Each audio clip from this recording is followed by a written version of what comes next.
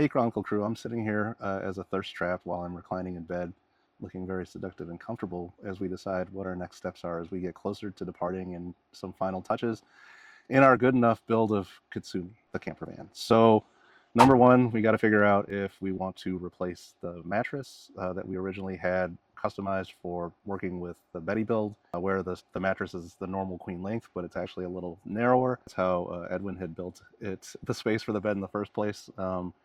And since we're selling Betty, regrettably, it might be nice for the buyer to not have to worry about doing the same thing, because while we still have the mattress squeezing thing that Edwin had made for a full-size queen, it's still not the best, most convenient thing. The other thing we need is the diesel heater, if we want to bring that along with us, and if we do, how we're going to do that safely. Thinking I might be able to run it outside and then run the heating duct hose through the D-pillar in the back somehow. I don't know if it'll fit. Or I guess it involves drilling holes in the van for the exhaust and the fresh air intake. The other thing we need to figure out, I think along with that, the lighting. So I have this Govee COB strip light, which is really cool. It's 15 feet, but it's not going to be able to let us do the whole sort of perimeter of the ceiling of the van. So we have to figure out how we want to do that. And I think we're kind of leaning towards lighting more of the front of the van and having more of that ambient light in the back. We also would have some reading lights or something back here that we could use for reading or whatever we need to see. Or we could get another COB light and program them to work together. The cool thing about the COB light though is that you can actually light up certain segments. So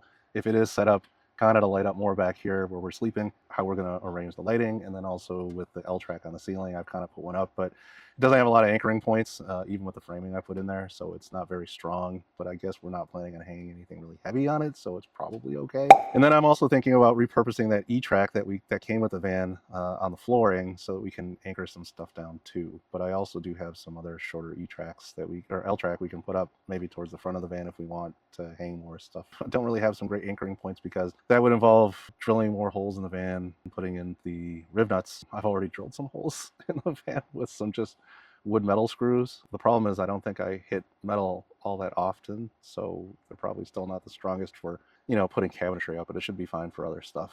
As this is a build in progress, I think chances are that once we have some time to settle down out of country, it might be able to procure some inexpensive local help that we might sort of do a more professional, cleaner job on things. But the ceiling panels still remain a mystery to us in terms of how it fits together, but it fits for now, although not as cleanly as I had hoped.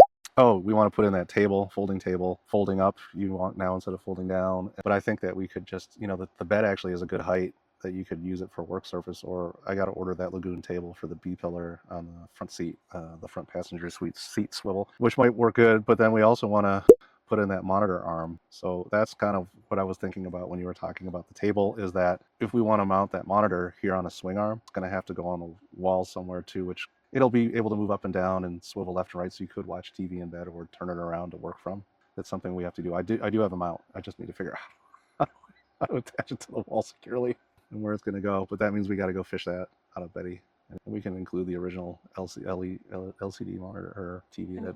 Well, I got to do that electrical panel thing using the EcoFlow, and then I got to fix the electrical outlets on the passenger side that I accidentally drilled through the extension cord.